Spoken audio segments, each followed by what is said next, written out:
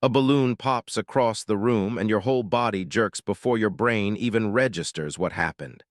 A car backfires down the street and you duck just slightly, just for a second, even though you're standing on a sidewalk in broad daylight with nothing chasing you. You didn't decide to flinch. Your body simply did it, faster than thought, faster than reason. So what exactly is happening in that split second, and why can't you stop it? The honest answer is that you are not overreacting. You are running a defense system that is older than language, older than fire, older than almost everything you'd call human civilization. And it was never designed to distinguish between a real threat and a loud noise that merely sounds like one. Let's reframe what's actually happening. For nearly all of human history, sudden and unexpected stimuli, a snap of a branch, a flash of movement, a loud crack, were reliable signals of danger. There was no 4th of July, no construction site, no slamming car door in a parking lot.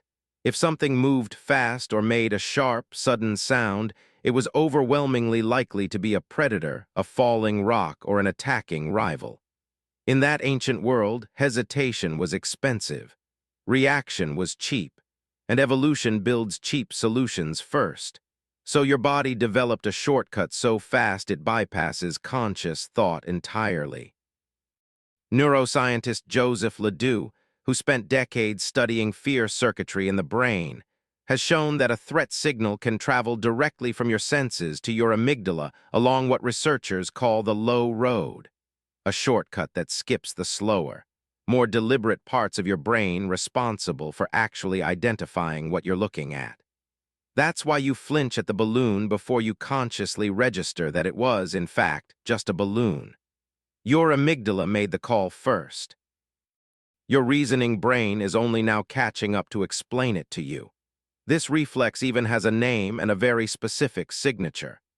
Psychologist Peter Lang, who studied what's known as the startle reflex extensively, found that the eye blink component of this response, that instantaneous, involuntary blink you make at a sudden noise, is remarkably consistent across nearly every person tested, regardless of culture, age, or background. It isn't a personality trait. It isn't a sign of nervousness. It's closer to a universal piece of factory-installed hardware present in virtually every human nervous system on Earth. Here's where it gets stranger. Your startle response doesn't just react to sound and motion. It's shaped by your emotional state in ways you don't consciously control. Psychologist Michael Davis, whose research focused heavily on the neural circuitry of fear and startle, demonstrated that when a person is already anxious or on edge, their startle response to the exact same stimulus becomes measurably larger. In other words, fear doesn't just make you flinch. Fear turns up the volume on the flinch itself, priming your body to react even more explosively to the next surprise. Think about what that meant for your ancestors.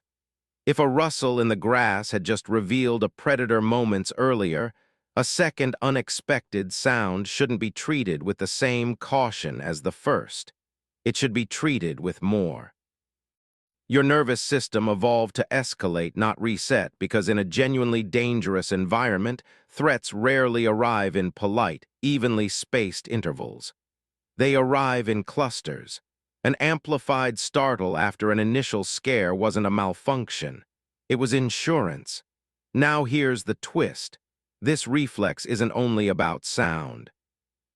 It's deeply tied to something researchers call the acoustic startle paradigm, but the same wiring extends to sudden visual motion, an unexpected touch, even a rapid change in light. Your entire sensory system is on standby, ready to trigger the same cascade regardless of which sense picks up the warning first. That's why a hand suddenly appearing at the edge of your vision can make you jump just as hard as a gunshot-like bang. Your brain doesn't require the correct sense to be alarmed. It just needs suddenness. This is also why the startle response resists being trained away through simple logic. You can know with complete intellectual certainty that the fireworks display down the street poses zero danger to you, and your body will still jump at the first boom. Telling yourself it's just fireworks speaks to the newest, slowest layer of your brain. But the reflex itself lives in ancient circuitry that evolved millions of years before your species could form a sentence, let alone reassure itself with one. There is, however, a fascinating exception, and it reveals just how intelligent this primitive system actually is. Researchers have found that the startle response can be dampened through a process called habituation, in which repeated, harmless exposure to the same stimulus gradually reduces the intensity of the reaction. This is precisely why people who live near train tracks eventually stop flinching at passing trains, while a first-time visitor jumps every time. Your nervous system isn't rigid. It's constantly updating its threat model based on outcomes, quietly learning which sudden events tend to be followed by actual danger, and which ones never are. But habituation has limits, and this is where the story turns unexpectedly personal. Psychiatrist and researcher Bessel van der Kolk, known for his extensive work on how the body processes threat and trauma, has described how a startle response can become chronically amplified after periods of prolonged stress or danger, staying elevated long after the original threat has passed. This isn't a flaw in the system. It's the same escalation logic your ancestors relied on in dangerous environments, just running for longer than it was ever meant to.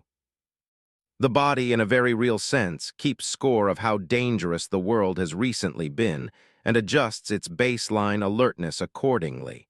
Consider how oddly specific your own triggers probably are. A sudden hand near your face, an unexpected tap on the shoulder, a door slamming somewhere in the house. None of these carry any real threat in your actual life today. But each one taps directly into an ancient template, the sudden appearance of something close, fast, and unidentified, which for the overwhelming majority of human history was the single most reliable predictor of imminent danger. Notice, too, how much worse the startle feels when it catches you from behind.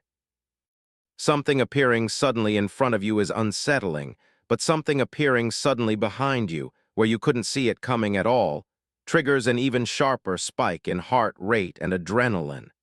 This makes sense the moment you consider ancestral geometry.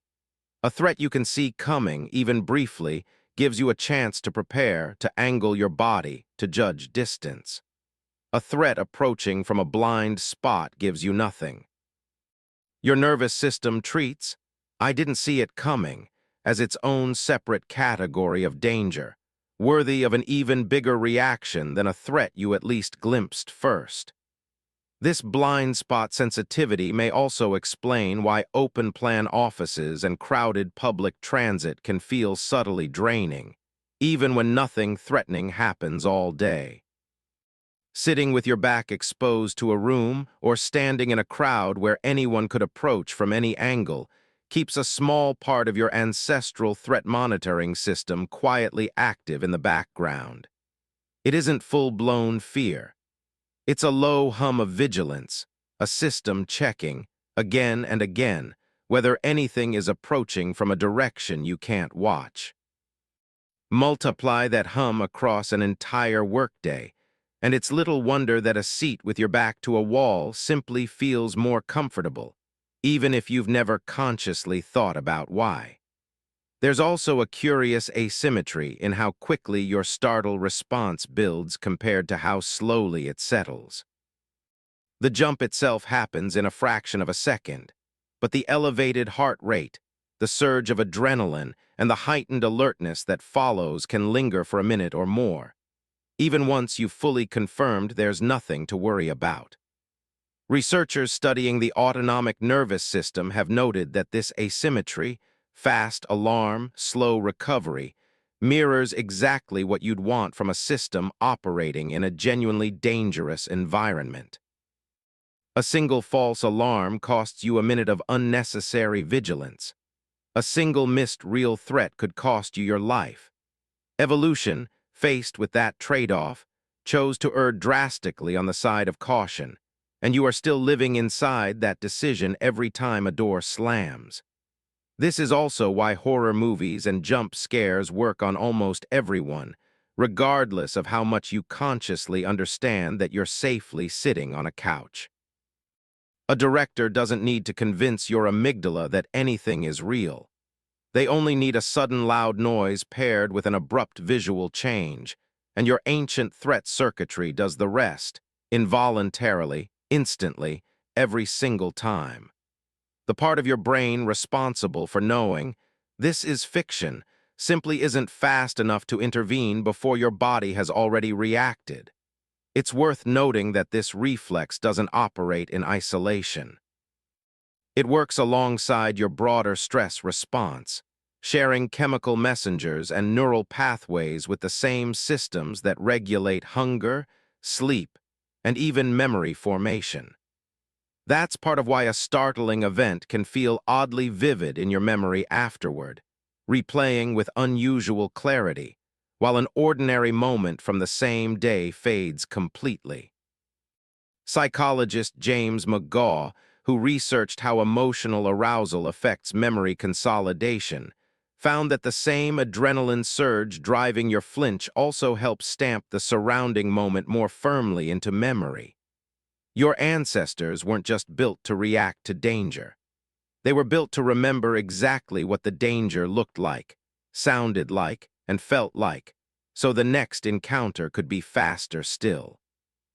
So what do you do with a reflex built for rustling grass and sudden predators, now firing off at slamming doors and popping balloons? You can't switch it off, and you probably wouldn't want to. This reflex, in its proper context, still buys you critical fractions of a second when something is genuinely wrong. What you can do is understand it for what it is. The jump, the duck, the momentary flood of adrenaline, none of it means you're overly sensitive or unusually anxious. It means your nervous system is doing precisely the job it was built to do, running a defense protocol so effective that it has survived, almost unchanged, across millions of years and countless generations of your ancestors. There is something almost reassuring in that. Your flinch isn't a weakness hiding beneath your composure. It's a direct link to every ancestor who ever survived a sudden movement in the dark, passed down to you fully intact, still standing guard over a body that, for the most part, no longer needs protecting quite so urgently. Next time a door slams and your whole body jolts before your mind can catch up, remember what's actually happening. It isn't the modern world startling you. It's an ancient one, still keeping watch, still convinced that whatever just moved in the dark might be worth flinching at.